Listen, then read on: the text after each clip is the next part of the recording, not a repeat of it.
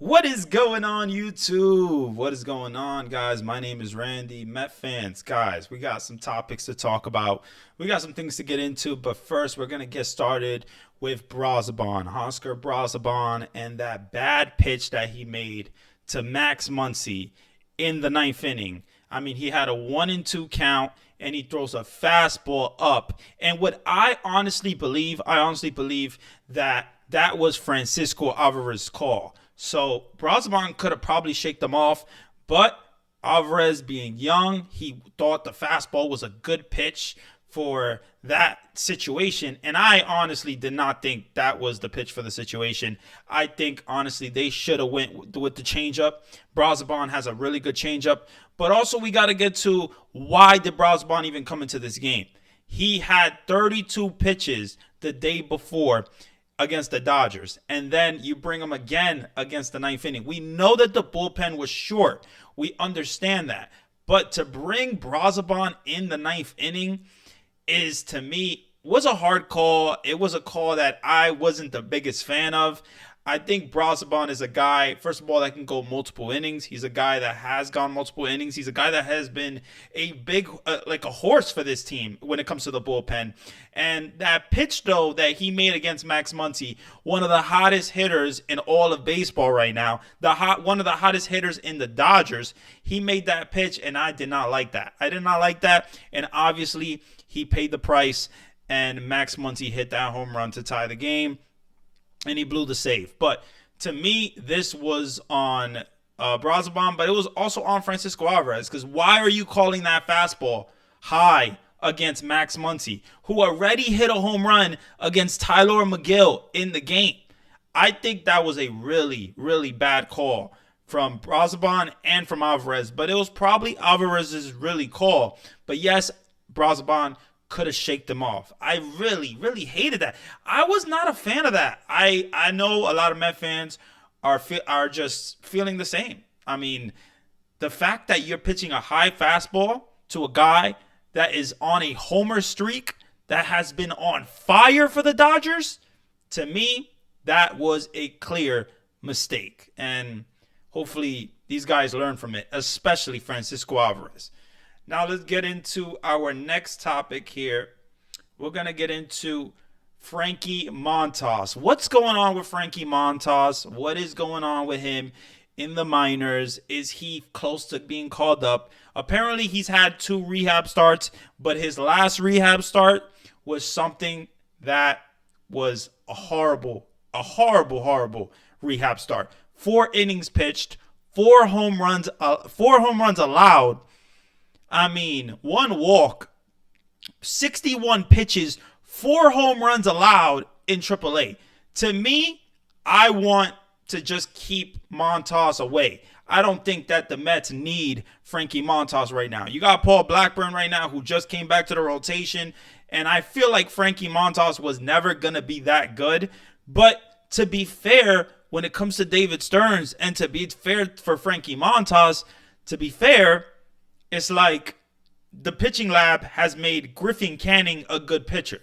So what will the pitching lab do for Frankie Montas? I honestly don't know, but I think we're going to find out soon. I don't know. He had a really bad start. Like I said, 4 home runs allowed, 5 earned, and only 4 innings pitched with 61 pitches. I mean, this is not the results that Frankie Montas and the Mets are looking for. So I feel that just keep Frankie Montas away. Like, I don't want this guy to be called up. I don't. I feel like the Mets have all these guys like Griffin Canning, Tyler McGill. Yes, Tyler McGill has been struggling, but he gave you a pretty okay start yesterday. He did okay. Yes, he allowed 4 runs, but the 6 innings he gave for the Mets. So that was big. Griffin Canning had a bad start in his last start, but other than that, he's had a really good start. So the pitching lab, yes, I guess the Mets are going to see what they have in Frankie Montas. I don't know, but there's going to be a time where you're going to have to make some big decisions, because you got Frankie Montas and you got Griffin Canning, Tyler McGill, Paul Blackburn, Senga, Peterson. Obviously, when it comes to the rotation, Peterson and Senga are staying. That is obvious. Now the Tyler McGill, the Griffin Canning, these guys, I don't know what's going to happen because you got Sean Manaea that's also on his way back. And I think he's going to be on his way back soon. I don't know if they're going to decide for a rehab assignment. But going back to Frankie Montas, I just never felt that this was a good signing in general. I think he's a very injury-prone pitcher. I don't think that he is that good. But what I will say is, to be fair, David Stearns and the pitching lab has really transformed these pitchers. Paul Blackburn had a really good start against the Dodgers. Griffin Canning has had a good season so far.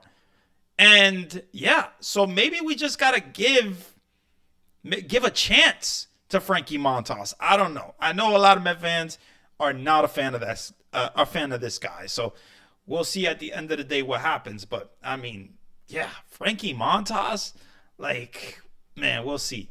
Now let's get into Juan Soto, baby. I mean, wow. 3 home runs in his last 5 games. 5 extra base hits. This guy is absolutely killing it right now when it comes to extra base hits. But we haven't seen the Soto really get hot just yet. Like, he's getting there, but he's not there just yet. Now, I feel like Juan Soto, to me, we haven't seen that, like, 3 for 3, that 4 for 4 game. You haven't seen that game where he's all in. Yesterday's game, he went 1 for 5 with a 2-run homer. And that was a big 2-run homer. It was a great sight to see. We want to see Juan Soto get extra base hits. We want to see Juan Soto be the Juan Soto that was with the New York Yankees last year and basically good for his whole career. This guy is only 26 years old. It is crazy to me how young he is.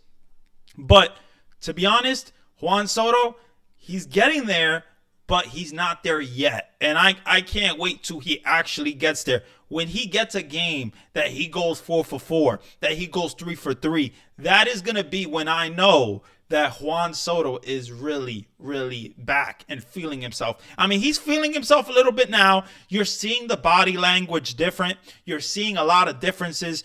And first of all, he's looking more balanced at the plate as well. But he's still pulling the ball a lot. He's still, when it comes to runners in scoring positions, not doing the job. He's not doing the job. You saw yesterday with the Juan Soto and Alonso, they couldn't get the job done. But Juan Soto could not get the job done in that last inning again in the 10th inning. So I think when it comes to these guys, Brozaban, that pitch, it really sucked to see. But it kind of is what it is. You got to move on. It was a bad pitch, and hopefully Alvarez can learn from it.